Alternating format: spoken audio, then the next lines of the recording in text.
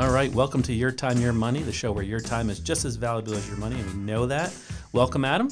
Great to be here. Yeah, great to be here. We have a great timely topic. We're gonna, probably a little bit shorter of a session, burst session, but we're going to talk about custodial Roth IRAs. Which I think is very important. Yeah, very hot topic in the Jones household. Yes, you were telling me earlier your son's working for first official job, right? First official job. You know, he's been working for me, mowing lawns, but my lawn. But you know, definitely different out in the real world, getting an actual paycheck for his first time, working. And again, as you say, timely topic, because I want to teach him how to save early and what that can do. Yeah, that's the key point with it. So, as always, it's your time, your money. All right. Well, let's get started with it. I'll have you flip this thing. Hourglass here for the honors and for our listeners. I don't think anything is more important than teaching a younger person finances and saving and the power of time and money. Yeah. Right. Yep. Which is a reason why even the young people might want to subscribe to our episode. Exactly. So yes. and they know how to do it. Right. That's true.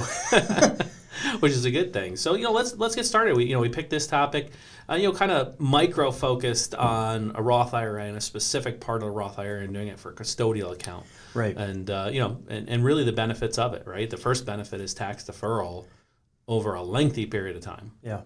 That it's tax-free, right? There's nothing like free money in retirement. And we've talked about the topic before of what time can do to money over the course of continually adding to it. But in the case of my son Aiden, let's say he's 14, right? So if he's going to retire at 65, that's 51 years of saving. Well, what can that do? What does that look like?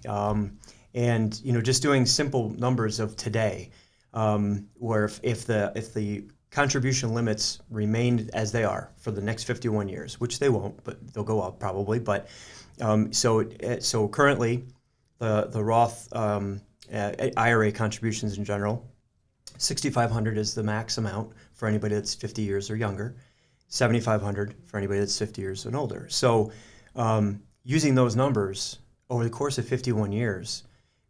Using an average return of 7%, you could have potentially over $3 million waiting for you at retirement. Yeah, and the powerful part is 100% tax-free. Tax-free, right? Yep. So there's a lot of legitimacy to doing a Roth for a child, a minor. Yeah. Yep. Right. And but there's some nuances with it, and I think it's important that the listeners understand why and how a minor can contribute to it. Yep. And the first and foremost is you always need earned income. Earned income, yep. Right. But earned income doesn't necessarily have to be a W-2. Right. It doesn't mean they have to have a job at, say, a supermarket, paper route, or something like that where they're getting a W-2 income. Mm-hmm. It just means you're filing the income tax form for that child. Right. And what's important for a parent to understand is, some parents or grandparents might be saying, well, why would I want them filing tax form? They're, pay taxes. Well, with the standard deduction that an individual gets, they can make quite a bit of money, enough to max out a Roth. Right. And have the standard deduction apply and not pay any tax on it now. Correct. Yep. Right? Because the government gives you that benefit of a standard deduction. Yep.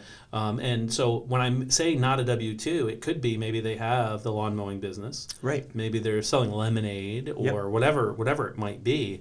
They're just filing the tax form showing that they had earned that income. Right. Yep. Then applying the deduction, but using that earned income to fund the Roth IRA. Mm-hmm. Mm-hmm. Right? And one of the questions too that might come up is, well, how old do they have to be? Do they have to be 14? No, actually, literally, you can open up one for a baby. Let's say your baby is the next Gerber baby. You can open up a custodial Roth IRA at that point. Yeah, you have to be obviously showing that there was a service rendered or provided by the minor, right? Yep. So whether it's acting, Yep. a lot of baby actors out there, or you Child can't actors, say like, yep. my 1-year-old was mowing the lawn. Mm-hmm. They're gonna be like, I don't know about that. But nowadays with iRobot and stuff like that, who knows? Right. Yep. Yeah, he randomly moved it around with his. Yeah, that's why my lawn doesn't look good. That's funny. But as long as you're filing and have a legitimate reason for the earned income, they can add to that. I guess the con to that right, is that it has to be turned over to them between usually 18 and 21 years old. Right. Whatever right? the age of majority, right? Is that Yeah, so you want to be cognitive of teaching your kids the value of money, and that goes to our initial statement is it's a great opportunity to talk about that value. Right. And for those our listeners that know about the Roth, because we've done other episodes on the Roth in general, that growth is tax free as it grows. Right. They can access the principal anytime after 5 years. Right. So the money's got to sit in there for 5 years. So think about that for a 13-year-old, 11-year-old, 15-year-old, right? By the time they're 20 or so, should they need any of that principal for anything, they can access it without penalty. Right? But the trick is the money has to sit in there for 5 years. Each dollar that goes in, I should say. Right? So if you throw in $6,000 this year, you can access that $6,000 5 years from now. If you throw in $6,000 next year, well, 5 years from that following year is when they can access that. Yeah, and we kind of touched on it. We've said it, but just to be clear too, these are custodial accounts, right? So they're opened up by the parent or guardian as the custodian of the account. So and as always, a Roth IRA is just an empty pot, so to speak. And in there you can put CDs, mutual funds, ETFs, a lot of different investments in there to really suit it around the age and time horizon of when you think the child may access the money as they become a young adult. Right. And the benefit to that 5 year and I can access all my principal is, the first big purchase after college that most kids have is a house. Right. And the Roth allows for a commonly misunderstood quote that says $10,000 for the purchase of a home, but that's $10,000 of their earnings. Right. That's not without penalty. But they can access that principal as long as it's been sitting there for 5 years at any point they want. So there could be $30,000, $40,000, $50,000 for the purchase of a first home that they can readily access. I was thinking, obviously we do what we do for a living, and but I wish when I was Aiden's age, that I was taught a good way to save. We all know to save, to put money in a bank account, but again, when you're talking about consistent adding to the pile of dollars in an investment opportunity, whether it's like you said, whether the blanket that's covering the Roth is covering a CD or mutual funds or those types of investments, the opportunity for better growth than a bank account over that time. And I think something to understand too with Roths is each generation, whether it's because of inflation or because of increased education, each generation, married couples and individuals are making more and more money than the prior generation. You look at what individuals in the Gen X generation are making versus what their parents were making. And so on. You could reasonably expect that a child today that gets married and has a good college degree and a good income level when they come out, they'll eventually get to the point where they can't add maybe in their 30s or 40s. Their income will be too high. So by front loading it and getting money in there early, it'll allow them at least growth in their future growth for the retirement when they may not be able to add any more to it. Right. And those income figures and what the max contribution amounts are, they change. They continue to rise. So we don't know what it's going to look like in 30 years, of course. But there will in a perfect world, right? They're earning more.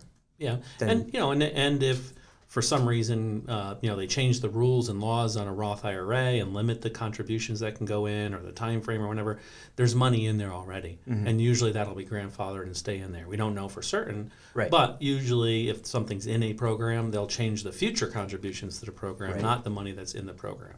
So you want to get that in earlier than later. And the money going in, when you look at it psychologically, is it doesn't necessarily have to be the money out of the paycheck.